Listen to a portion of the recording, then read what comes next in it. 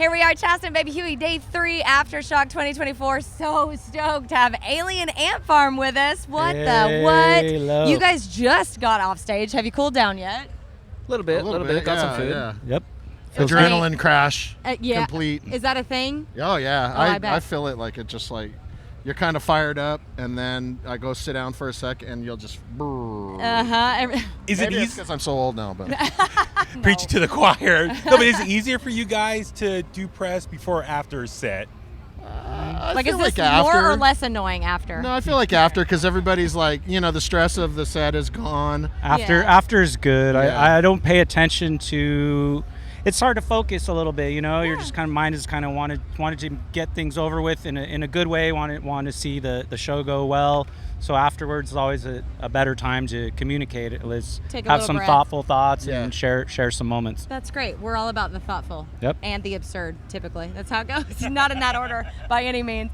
We heard you guys and we took off running because we don't get out of our little corner here very often. Yeah. But we were like, all right, we will for Alien Ant Farm. We're going to run. Thank you. We took off running, so we were able to see half the set, and it was fantastic. Hell yeah. Oh, thank you. Thank you so much. Thanks for taking time out of your day. You guys are a big part of our childhood. Well, we heard the single we've been playing. Yes, we have been dance, playing. So I was like, we had to run over there, gotta hear it. Oh, thanks for playing our new music. Yeah. That's very cool. Absolutely. So appreciate it. Well, we're big fans from way back in the day. Oh, that's cool. We were eating lunch talking about talking about cribs. Are you guys from up here? Yeah, well, from San Francisco. Oh, okay, because we used to come up here almost every weekend and swap shows with The Bone, dude. The Bone, The Frisco. The Yeah, Bone in The San Bone. Francisco. Yeah, absolutely. You guys have to come through San Francisco and come to the station. Please. Yeah. We could do some fun Air stuff. conditioning. Yeah. Yeah, exactly. It's a thing. Yeah, have us, please. We'll come. Okay, anytime. And by the way, we were laughing while you were on stage at your shirt. Thanks. I mean, Cocaine pug. His dog does cocaine. So It's funniest for me because it looks exactly like my dog. So I'm like, it's like my dog, and my dog's a psychopath. So it's true. that's great. It makes for good stories. Well, it was, it was 18 feet tall on the screen. Right. And so we laughed at it. I hope everybody got a kick out of They it. did. Speaking for ourselves. So for you guys, I think the big thing this weekend, we've been talking to a lot of bands that we grew up on, soundtrack to our youth from the 90s, early 2000s, and that's been like a common thing. We want to give these bands your flowers. Yes. Just thank you for just writing such incredible music that really just made such a strong impression on us, music lovers, hence why we got into radio. Big thing, we obviously love MTV, TRL. What has it meant for you guys to be a band, to have a music video so popular on MTV, on TRL? For the younger people who don't understand, what was it like having that impact on MTV? It was huge. I remember it's something so silly as the font of the white lettering with the and seeing the record company and I remember just seeing. I mean, we've seen the video a few times before it got released, to MTV. So it's the same damn video, but somehow when all that's on there, it was like, holy crap. That's like you made it. Well, right that's the stamp of that. approval. Yeah. I mean, at that time, there was nothing bigger. There's two moments in music when you make it. It's when you see your info in the bottom corner of an MTV video, and then when Weird Al covers your song. Yes. That's when you know you've made it. You've made it, absolutely. I mean, you guys with and when P. Diddy gives you a massage, too. Yeah. Baby oil. It just got awkward. Well, I mean, obviously, you guys have so much material, but there's no question. I mean, when we were out there, Smooth Criminal, you start that, and the whole everything explodes. Yep. It's an incredible thing to see, and I feel like you guys started an awesome trend and an awful trend at the same time, because after you guys did that, every band at the time was like, we want to do a cover that'll make us huge. And there was so much shit covers that came out of it. I appreciate you saying that because it really was thought out, and we wanted to make it right. You don't pick the hugest song. You don't pick a song in your genre. Yes. There's rules that it was like an unspoken rule, I think, that we just created amongst ourselves. So yeah, I mean, there was some thought behind. It wasn't just like pull it out of a hat and just do Beat It or do whatever other song, It was thought about, so it was cool. Major. I wanted to talk, Terry, I saw you tell a story one time that I'm not sure everyone knows, but I thought it was fascinating about the video and Michael seeing the video with the mask of the kid on, right. and then being like, no, take the mask off. Yeah. He redid it, and then he was like, no, never mind, the mask on. Yeah, we wanted to be super respectful because we're fans of Michael Jackson. Sure. So it wasn't like we were trying to like spoof him or like do like skits that were kind of like taking a piss. He wore the mask himself. Right, You so know? you were trying to be Yeah, like, exactly. yeah. We were just trying to be like him kind of and throw little nods to his greatness and his and even his weirdness. You know, he did a lot of weird stuff that was really like kind of popped, but we communicated with his people, like our people talked to his people, right, and they went right to him and said, you know, showed him the video, and he was like, well, maybe take the mask off, and then we did it, and then he was like, put the mask back on. And we're like, come on, dude, it's like a lot of money. I was just gonna say, how much money does it take to reshoot an I entire wish we'd known in hindsight to just do both at the same time, you know. Oh yeah, that would have made Cover our butts. And Tim is actually the little boy in the he's the you look great. Now without the mask on, we know. We got him. Yes, yeah. Well, let's talk about that, because you guys, with the new stuff, you guys have been putting out great music videos. I feel like that's kind of a lost art in some ways for a lot of bands, putting out music videos. You guys, I mean, with movies and, you know, just some of your music videos back in the day were so cool. Like, give me your thoughts on just the importance of having a good music video. Yeah, well, it's you got to be a little. I think you can be creative all around, obviously, but it helps with back in the day having like way bigger budget. You're like, what if we get Pat Morita, and what if the sidewalk lights up, or you know what I mean? Like now, so we got to put a little more thought into fantasy, it nowadays. But yeah, we try.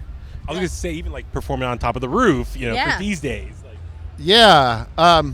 That was a tricky one. That was the most low budget one we did for that time. It didn't cost a whole lot of money. The most expensive part of that video was getting fined for it. You know, so. Worth it.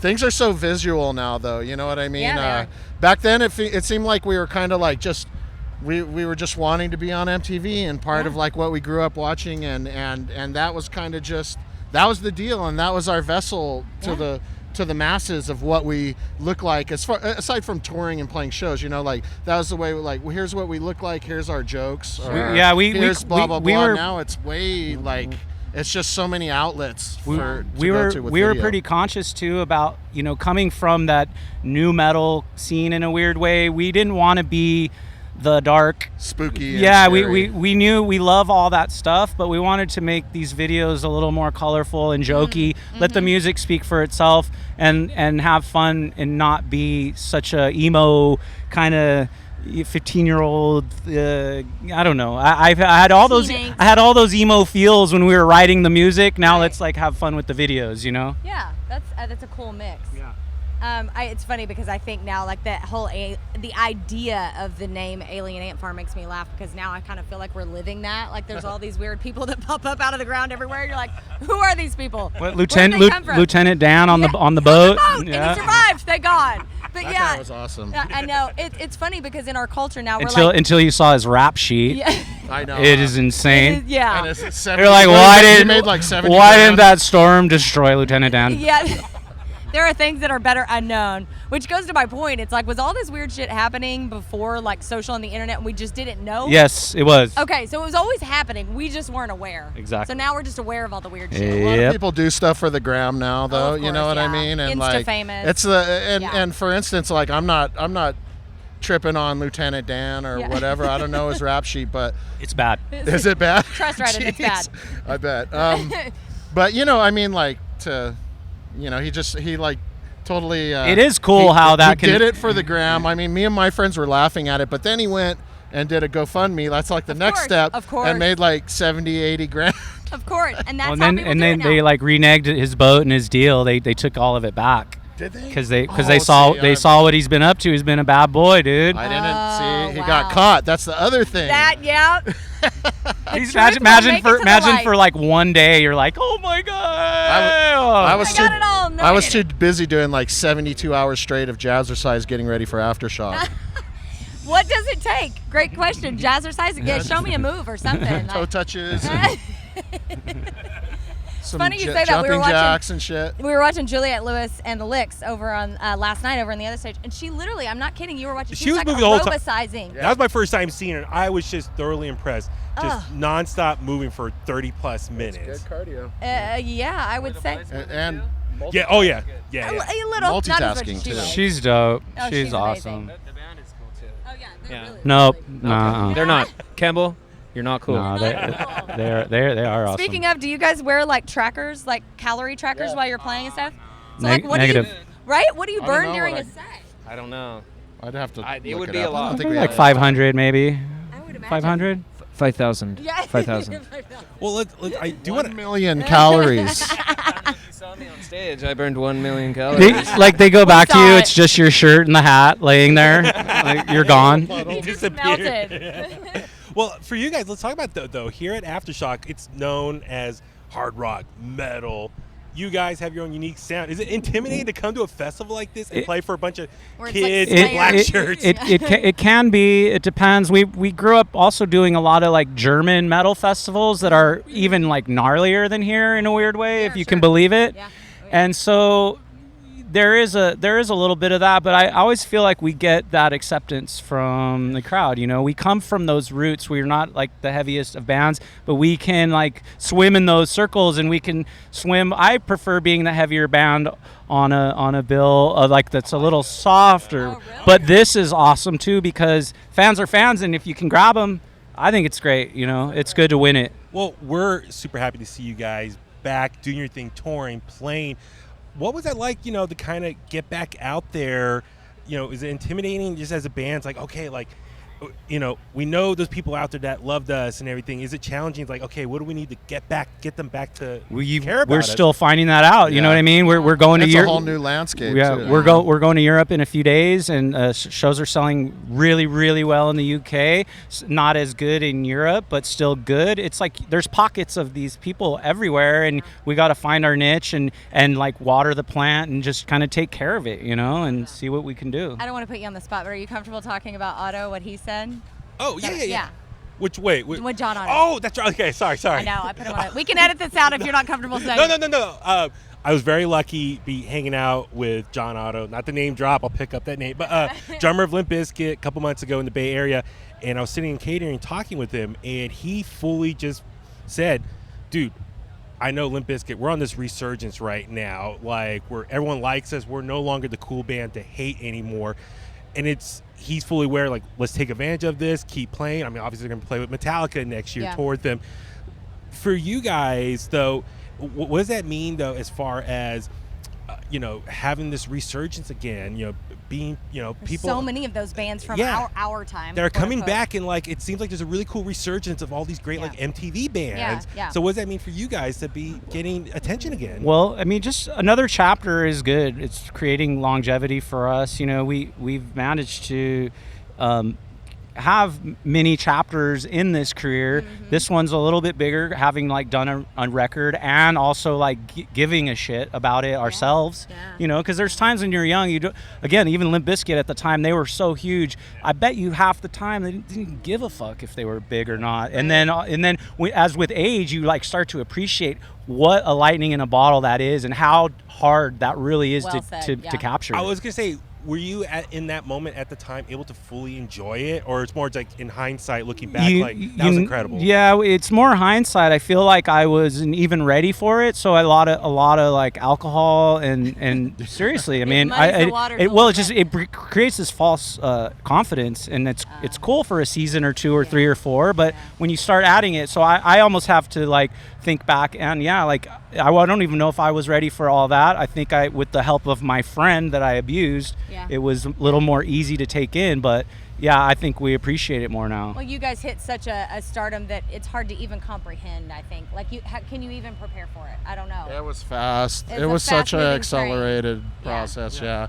And then the come down was even like crazier in a way, but we survived. Here we are. Yeah. By the way, your tattoo on the side of your face is like maybe my favorite tattoo I've ever seen. So freaking turn so he can see. Show the camera the bat. What was the inspiration to get the bat on the side of the head? I like bats. I do too. I love them. They're my favorite. Bats and sloths. So if you ever I have a sloth dog tattoo- named Bats too.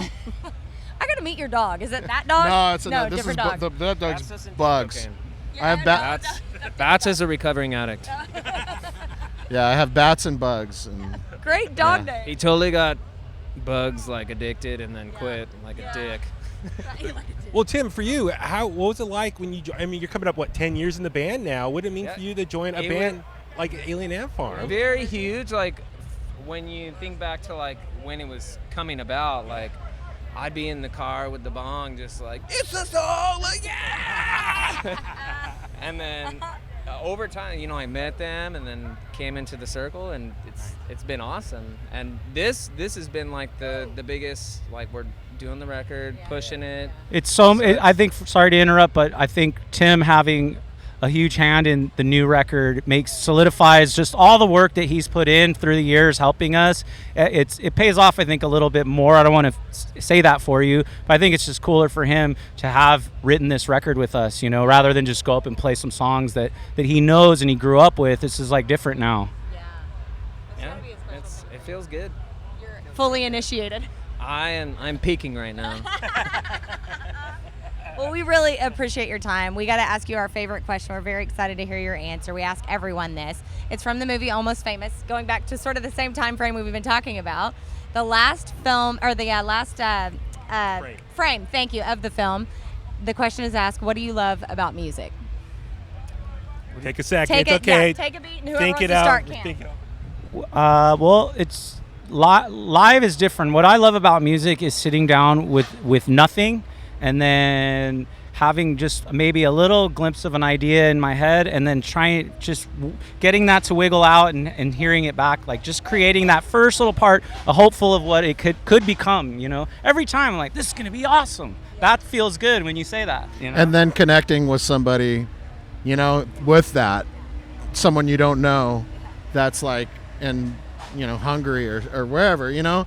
Like this little thing like that you started with like an idea of a riff, and it just blossomed into song, and then you put this out there, you know what I mean? And it's just like, people gonna dig it? I gotta hope people dig it, man. And that's a wild part of it too. It's just like kind of, putting that stuff out in the world. A lot of pressure. Your little baby's out in the world. We hear There's a lot of yelling back here. Just There's ignore a lot them. of big dogs back here. Yeah. Apparently, I think your cocaine dog is back there somewhere. Oh no, I'd know if he I'd was. say like think about it in terms of like traveling and like breaking down walls in terms of like you become friends with people. You see things that you never would have seen. And I used to think like I am into music, and now it's what I am. Like it's what I do. Like I've seen 20 people I know here backstage, so like just creates friends, travel. Oh, I know all these people. It is a community though. Yeah. I saw John Otto being like a part of the community. It's really true though. Like it is community and connection, but also going back to your point, like it blows my mind. This is where I'm jealous of musicians, is you think something, you make something, and all of a sudden something from your head is now in the universe. Like that's a wild thing. Yeah. It is cool, and you see how nothing is new, so I always feel like there's a version, whatever you throw out, someone's like, I feel that because I've thought that, or Shoot, now I have to ask you one more question, the creativity question. I swear to God, we're almost done, but you just said it. We've been talking about this a lot recently in interviews. There is a book that talked about the idea of creativity being like an entity that sort of like floats above you, and you can tap into it. And if you don't tap into it, it'll move on to somebody who will catch it. I believe that, that I didn't come up with anything. It was there to be picked, Yeah, I completely agree with that. Yeah, it's cool. And influence too. Yeah, Influence plays into it a lot. Sure. What do you think about that? What Terry said. Fantastic. We all agree with Terry. We all agree with Terry. How could you argue with a guy with a bat on his face? Come on now. I love it. I'm going to get that same tattoo. Are they It's cooking sick. all the pozole right there? I know. Yes. Throw away the food over here. They are. That's a menudo. And then conveniently, there's a porta potty right here just in case. Like, just in case it runs through, you're good to go. We got you covered. Make sure they're washing their hands. Yes, exactly. Yeah, I know. And on that note, Alien Ant Farm, everybody. Check out the new album. Go stream it. Where we Yes. get your music at. And listen to Bone Breakers because you'll hear it. Yes. Cheers. Thank you guys so much for Thank just you. everything. Thank Just you so much. the music, everything. We appreciate it. Absolutely. Very much. Fantastic.